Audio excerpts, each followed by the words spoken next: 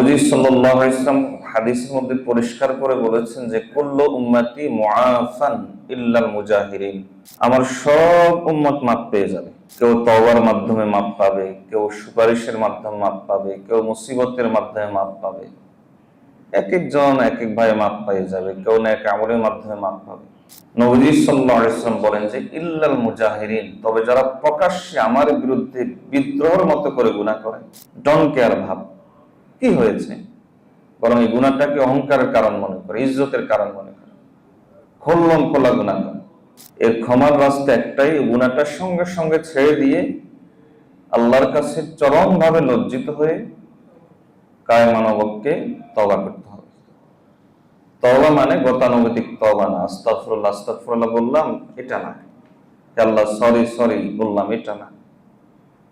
তওবা মানে সে গুনাহ ছাড়তে হবে, লজ্জিত হতে হবে এবং ভবিষ্যতে এই গুনাহ করবে না, এই মর্মে আমার সাথে ওয়াদাবদ্ধ হতে হবে, তাহলে গিয়ে হয়তো মাপ পাবে। এছাড়া সে যত বড় ব্যক্তি হোক, যত বড় হাজী সাহেব হোক, আর যত লক্ষ কোটি টাকা সে দান করুক, মাপ পাবে না।